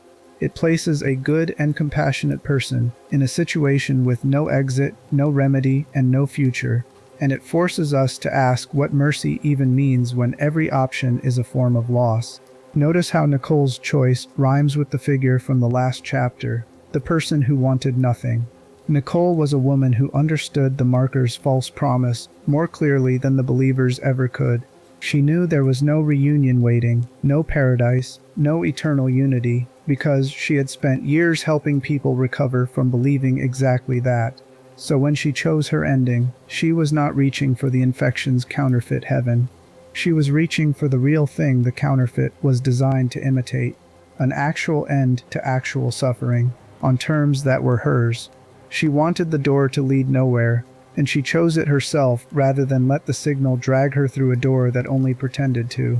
This is the version of mercy the infection can never offer, and can only mimic. Real mercy toward a suffering person means the suffering genuinely stops and the person is genuinely released. Nicole's own hand delivered that. The infection, by contrast, offers the appearance of release and then keeps the body working forever. When it whispers to a sleepless colonist that it can end their pain, it is describing precisely what Nicole did for herself, an ending to unbearable suffering. The difference is that Nicole's ending was real and final, and the infection's version is a trapdoor into something worse. The infection is, in a sense, a mercy killing that never actually kills. It performs the compassion and withholds the release. Hold on to that phrase, a mercy that never actually kills, because it exposes the whole con in a single stroke. Everything merciful about ending suffering depends on the ending being real. Take away the ending and you have kept only the suffering, dressed in the costume of relief.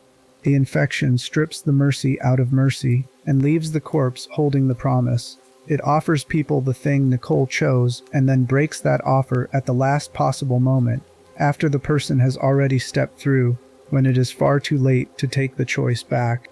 There is a further cruelty layered on top, and it is the one that makes Nicole's story hurt most. After her death, her image became the very hallucination that led Isaac deeper into the marker's design. The woman who understood the lie, who chose a real ending precisely to escape the false one, had her face conscripted into selling that false one to the man she loved. Her genuine mercy toward herself was turned into a weapon of the infection's counterfeit mercy toward Isaac.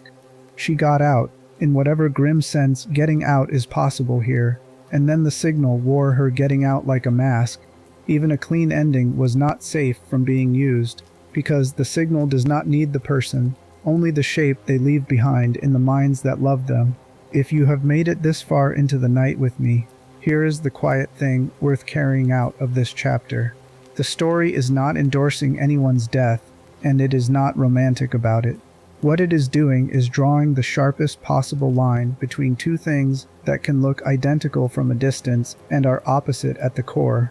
On one side sits the genuine, painful, final release from suffering, the thing a good doctor grieves even when it is the only kindness left. On the other side sits a predator imitating that release to harvest the people who reach for it. The tragedy of this universe is that the imitation is so good and arrives so gently that people cannot always tell which one is being offered until they have already accepted it. And that brings us to the question we have been circling since the very beginning, the one every chapter has been quietly building toward. The infection promises reunion. It promises to make the scattered whole again, to bring the dead and the living together into one unbroken thing, to undo the separation that grief is made of. We have talked about how that promise is a lie. We have not yet looked directly at why it is a lie, at what actually happens at the end of the whole process, in the event the believers spend their lives preparing for. Because when we finally look at convergence itself, at the thing the entire infection is building toward, we find the deepest emptiness in the whole story. We find a promise of reunion made to people who will not exist to receive it. That is where we go next. Chapter 10. The Promise with No One Left. Everything the infection does, every whispered offer of rest, and every stolen face of the dead is in service of a single final event. The believers call it convergence, and they imagine it as the most beautiful thing that will ever happen. The dead rising, the living joining them, everyone who was ever lost gathered back together and made whole, united into one eternal being, the separation of death undone forever. It is the promise underneath every other promise, the reunion that all the smaller lies are pointing toward. And it is the emptiest promise ever made, because of one detail the believers never quite let themselves examine. There will be no one left to enjoy it. Look directly at what convergence actually is, mechanically, when all the poetry is stripped away. When enough infected biomass has been gathered in one place, the marker draws it all together, all the reshaped flesh, all the dead, along with a vast portion of the world it happened on, and it reconstitutes the entire mass into a single new entity, one being, a moon-sized creature made from everything and everyone that died to create it. The marker itself is absorbed into it. The countless individual bodies lose all individuality and become raw material for one enormous new life, a predator that will drift out into the dark looking for other worlds to do the same thing to. That is the reunion. That is what the dead rise into, not a gathering of persons, a dissolving of all persons into a thing that is no longer any of them. Understand why this makes the central promise not merely false but incoherent. Unitology tells its followers they will be reunited with the people they love. Reunion, though, requires that the people doing the reuniting still exist as themselves. You cannot be brought back together with your lost child if there is no you left to do the embracing and no child left to be embraced.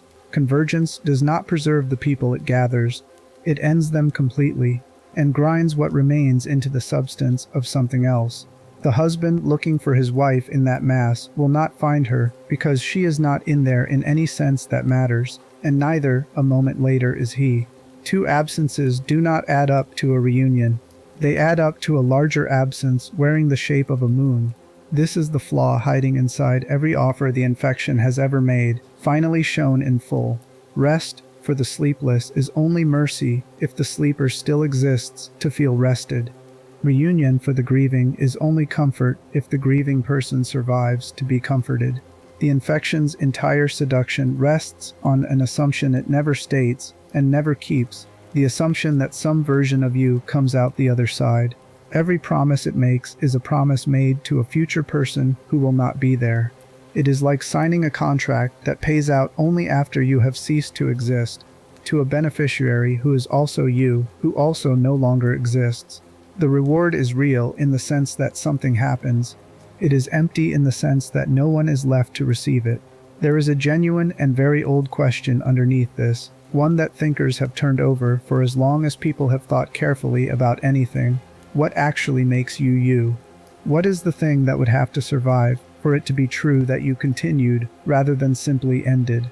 When people have examined this closely, they have tended to find that the self is not a single solid object, but a process, held together by the continuity of memory, personality, and an unbroken thread of experience running from one moment to the next.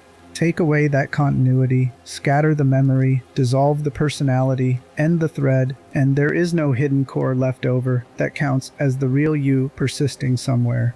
The self was the pattern all along. Break the pattern badly enough, and the person is gone, no matter what happens to the material they were made of. Apply that to convergence, and the horror comes into focus. Even in the most generous reading, even if we imagine that every atom of a person is faithfully carried into the brethren moon, nothing that made them a person goes with those atoms. Their memories do not survive as memories. Their love does not survive as love. The particular way they saw the world, the thread of their experience, the thing it felt like to be them, all of it ends and is replaced by the single alien awareness of the moon. What gets preserved is meat. What gets destroyed is everyone. The believers were promised they would live on. In the only sense that word can meaningfully carry, they do the exact opposite. They are erased more thoroughly than any ordinary death could erase them, because an ordinary death at least leaves the memory of the person intact in the people who loved them, while convergence consumes the ones who would have done the remembering too. Watch this land in the cruelest specific moment the story offers, when Isaac finally does what the signal has been steering him toward and activates the marker on the Ishimura. The hallucination of Nicole in that instant tells him warmly that they are whole again, whole. The exact word the entire faith is built around, and for a heartbeat it is offered to Isaac as the payoff of everything he has suffered, the reunion with the woman he loved, the two of them made one and complete at last. Then the truth arrives right behind it. Nicole has been dead the whole time.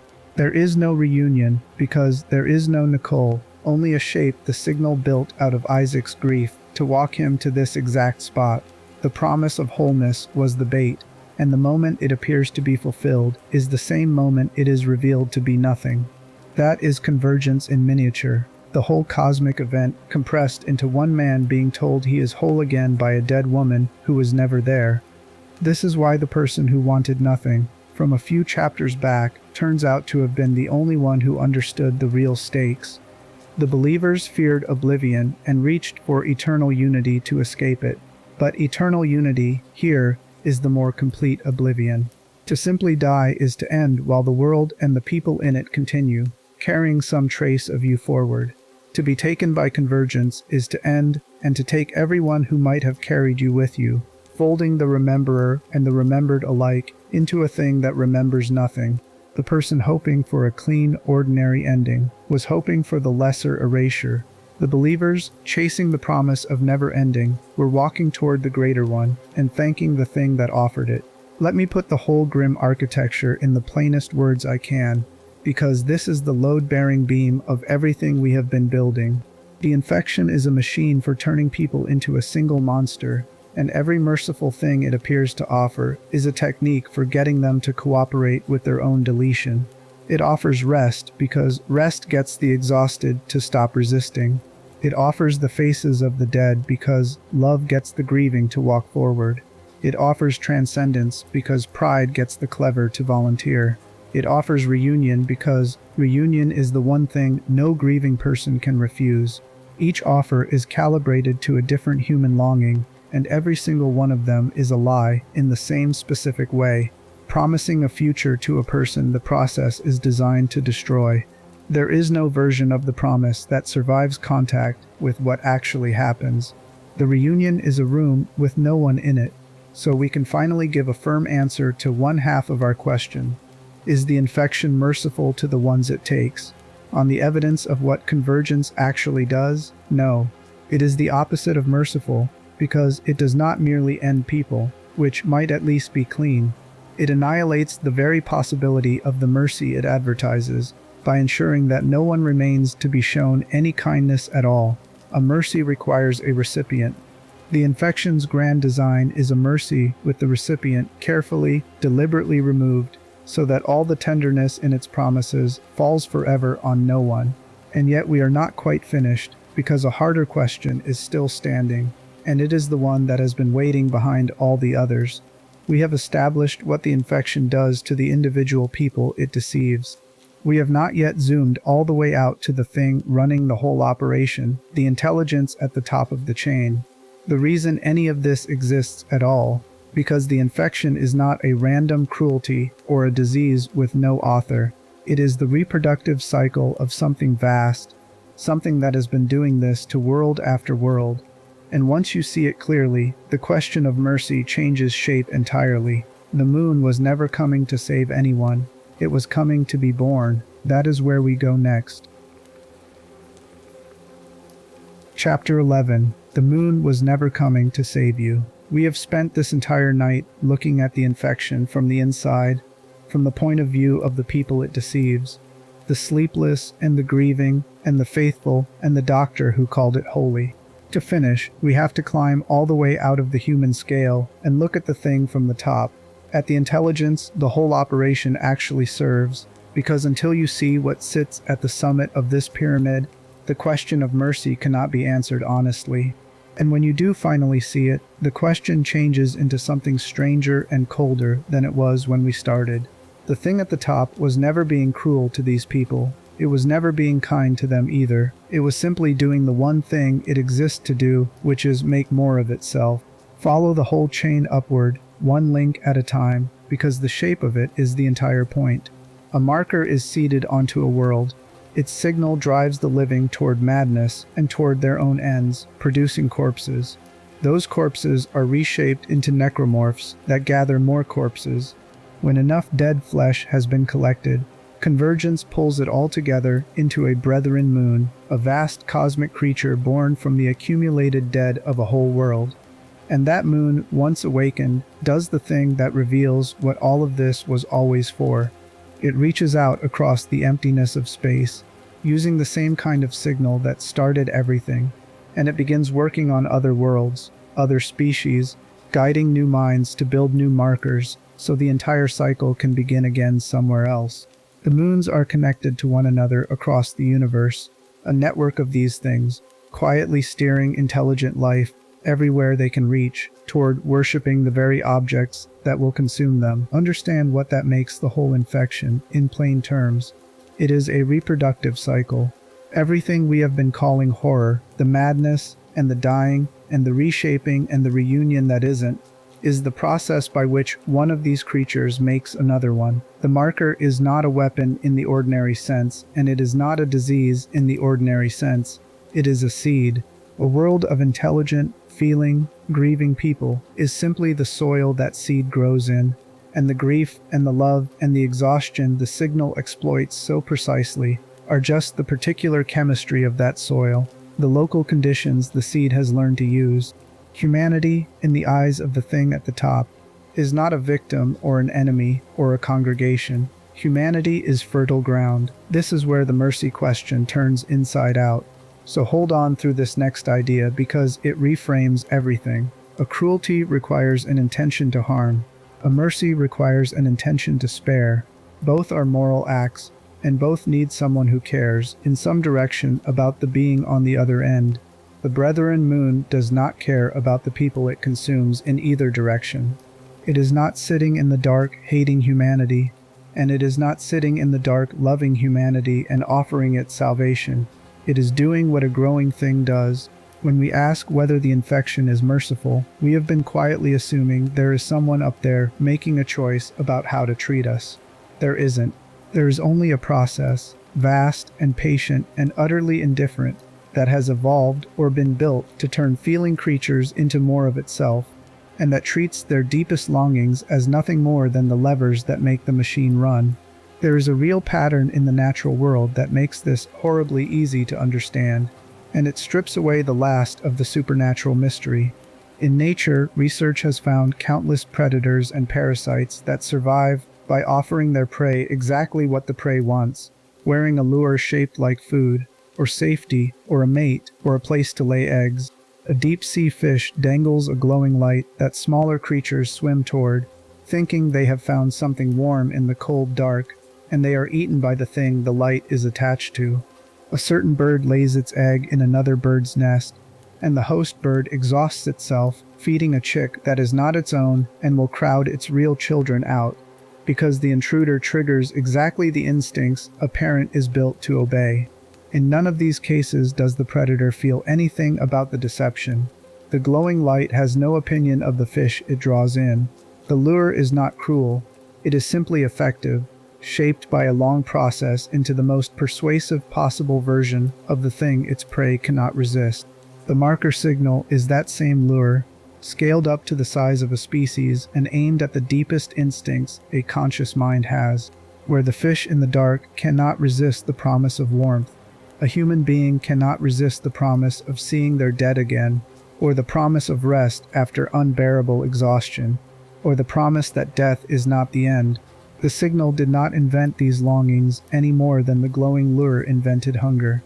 It found the instincts already there, carved into us by our own history and our own capacity to love, and it grew itself into the perfect shape to trigger them. The false Nicole, the child's voice calling through a hallucinated home. the doctrine of eternal reunion. All of it is the glowing light in the deep, and all of it is attached to the same patient mouth. Sit with how this resolves the thing that troubled us early on. The way the infection's promises always seemed to contain a grain of truth. We kept noticing that the offer was not entirely a lie. The rest was briefly real. The reunion was, in some grotesque, literal sense, on the table. That kept making the infection seem almost sincere, almost like it was trying to keep a terrible bargain. Now we can see why. A lure that contained no truth at all would not work. The glowing light has to actually look warm. The signal's promises have to brush against something real, or no one would follow them. The grain of truth is not evidence of sincerity. It is the minimum necessary bait, the smallest amount of reality required to make the hook go down. The thing at the top is not honest. It is calibrated, which is a colder quality entirely, and a far more dangerous one. This is the point where Unitology and Mercer become almost unbearably tragic, rather than simply foolish, and it is worth slowing down to feel it. Every human being in this story who tried to find meaning in the infection was making the same mistake. The mistake of assuming there was a mind on the other end that meant something by all this. The believers thought the markers were offering salvation, that there was a benevolent purpose behind the promise of unity. Mercer thought he was serving a God with intentions, a divine plan he could align himself with. They were all looking into the glowing light and seeing a face, seeing a will, seeing someone who wanted to give them something. There was no one there. They poured their faith and their reason and their whole lives into interpreting the intentions of a thing that has no intentions toward them at all, that regards them the way a growing seed regards the dirt. The cruelest thing about the Brethren Moon is not that it is malicious, it is that it is indifferent, and indifference on that scale is somehow worse than hatred, because hatred at least admits you exist as something worth hating. So we can now dispose of the softest version of the mercy question entirely. When the signal offers a sleepless colonist rest, it is not being kind to them. When it offers a grieving father his child, it is not being generous. Kindness and generosity are things one person does to another, and the signal is not a person and does not experience the colonist or the father as anything but material. The gentleness of the offer is a property of the lure, tuned over unimaginable time to be as gentle and as irresistible as it needs to be. To call that mercy is like calling the angler fish's light a gift. The light is beautiful and warm, and exactly what the prey was looking for, and it means nothing, and it leads only into the dark. And yet, even now, even having climbed all the way to the indifferent top of the whole structure, we have not quite closed the question, because there is one last place mercy could still be hiding, and it is not in the moon, and not in the signal, and not in the church, it is in the people. All night we have watched the infection wear the mask of mercy while offering none. But mercy, real mercy, the kind that requires someone who genuinely cares about someone else, does appear in this story. It appears in small, human, easily missed places, and it appears precisely as the opposite of everything the infection offers. To find the only real mercy in the whole of this darkness, we have to look away from the thing in the sky and back down at the people fighting and dying underneath it, and ask what they did for each other while the lure was glowing. That is where we go, one last time. Chapter 12. So, was it mercy? We began this night with a hard claim, that for many of the people who died in this story, the last thing they felt was relief. We can finally hold that claim up to the light and see it clearly for what it is. The relief was real, and it was also the bait. Both of those things are true at once, and the whole story lives in the space between them. So we come at last to the question the title promised, the one every chapter has been circling. Is the necromorph infection actually a form of mercy? And the honest answer, the one that has been assembling itself piece by piece all night, is that the infection offers the shape of mercy to everyone, and the substance of it to no one, because the thing behind it is incapable of mercy in the way it is incapable of malice. Mercy was never on offer from that direction, it was only ever imitated. But that is not the end of the answer, because mercy does exist in this story. It is simply not where anyone was told to look for it. It never comes from the marker, or the church, or the promise of eternal unity. It comes, every single time it appears, from one person choosing to do something genuinely kind for another in the middle of a horror designed to make kindness impossible.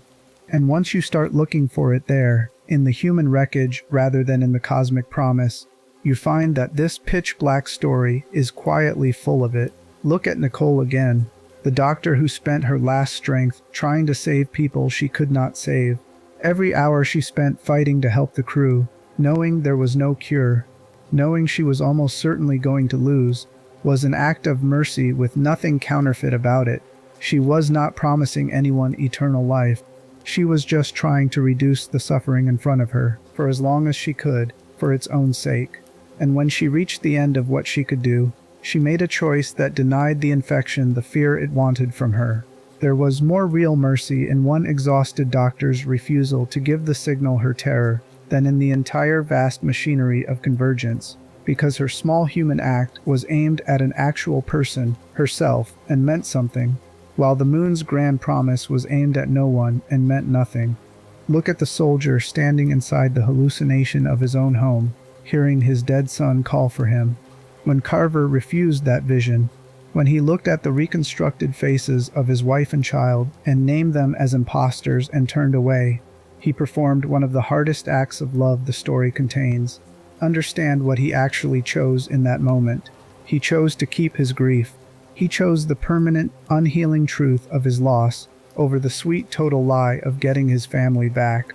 That is a kind of mercy too, a mercy he granted to the real memory of the people he loved, refusing to let a predator wear their faces, and refusing to let their memory be used as the instrument of his death. He protected them, in the only way left to him, by declining to be fooled by their stolen images. Loving someone enough to refuse a false version of them is its own quiet heroism, and the story hands it to a broken man in the worst moment of his life. Look, finally, at the whole long arc of resistance that runs underneath every game in this universe. Someone sinks the first artifact back into the sea, believing they are protecting the world. Someone refuses to be converted and fights their way through a nightmare rather than surrender to it. Someone eventually manages to bring down one of the moons themselves, to kill the newborn god before it can fully wake and call to its siblings. Every one of these acts is a mercy extended to people the actor will never meet, to strangers on worlds that have not been seeded yet, to a future that the infection is trying to eat. None of it comes with a promise of reward. None of it offers eternal life or reunion or rest. It is just people, small and mortal and afraid, deciding that the thing offering paradise has to be stopped and paying for that decision with everything they have. Here is the shape of the whole thing, then, laid out plainly one final time. The infection is a lie in the shape of mercy, offered by something that feels nothing, to people whose deepest and most human longings have been turned into the mechanism of their deaths. And the answer to that lie, the only real mercy in the entire story, is everything the infection is not. It is finite instead of eternal. It is honest instead of seductive. It is aimed at real people instead of at no one. It costs the giver something instead of promising the receiver everything. The infection says you will be made whole and delivers annihilation. The doctor who dies trying to help a stranger. The soldier who refuses the ghost of his own child. The survivor who destroys the thing that promised him heaven. These people offer no wholeness at all, and what little they give is real, and it is theirs, and it means something precisely because it is small and mortal and freely chosen. So was it mercy? No.